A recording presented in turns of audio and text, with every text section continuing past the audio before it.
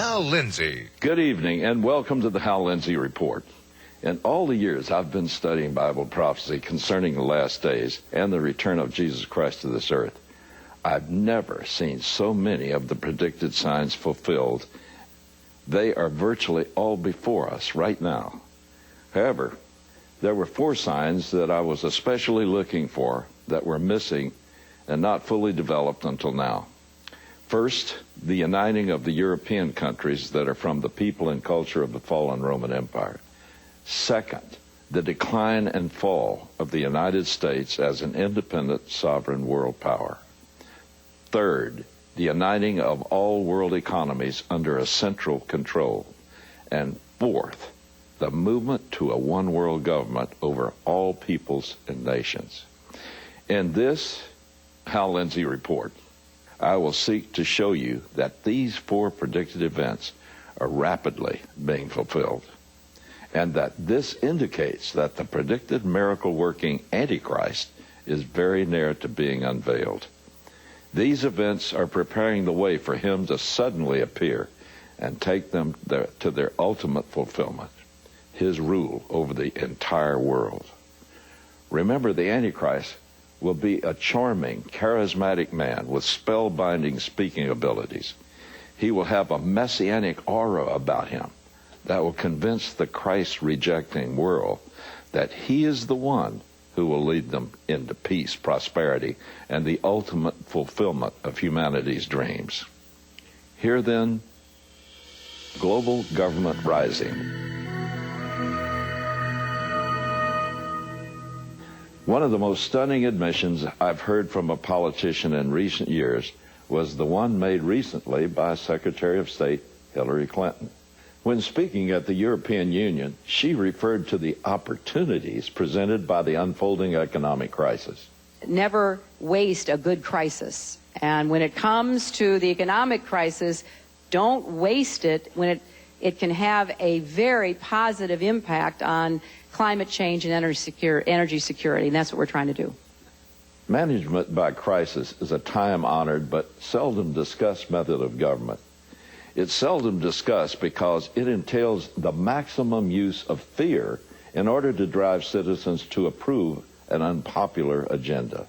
The agenda under advancement, I believe, is the same one advanced by the Council on Foreign Relations, the Trilateral Commission, and the International Money Trust behind the Federal Reserve.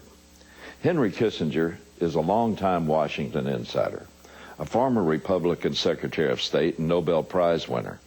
He is considered one of the nation's leading thinkers on foreign policy issues. Kissinger now works behind the scenes with the Council on Foreign Relations.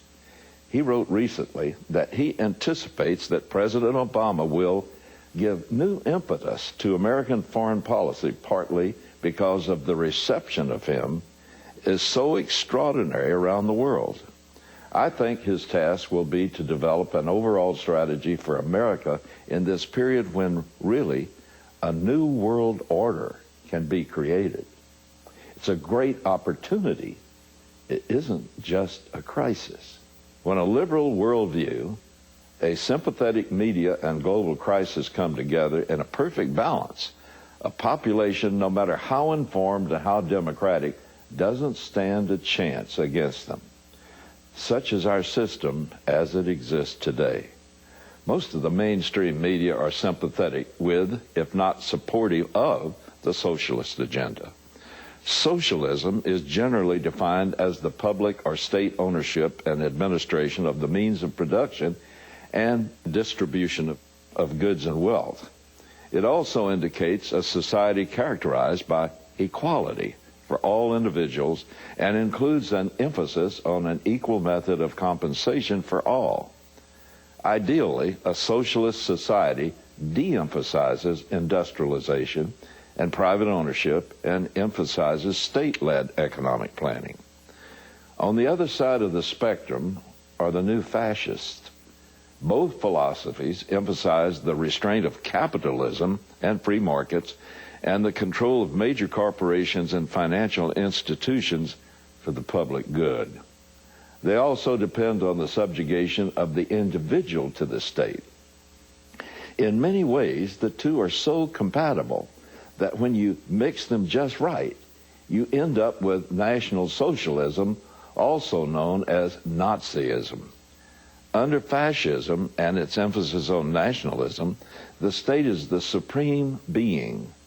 That's why fascist states have to abolish God. He's just too much competition. Under a fascist regime, private ownership of small business and farms is usually permitted, though the state may dictate the activities of the shop owner or decide what crops the farmer grows. But for a fascist government, state ownership of major corporations and financial institutions is a critical element. It must control the corporation to prevent the exploitation of the state or the working class by the greedy capitalists. Fascists need control of all elements of a society for the good of that society, so they say. In a perfect world, fascism would create a state where everything is dictated by the government for the good of the state and, therefore, its citizens. But in the real world, fascism breeds totalitarian dictatorship like that of Hitler, Mussolini, or Franco of Spain. Fascism takes root when that balance of worldview, media, and major crisis allows mass mind control through propaganda. Everyone might not necessarily want the change forced upon it by the crisis, but under the circumstances, it's irresistible. Does that sound familiar?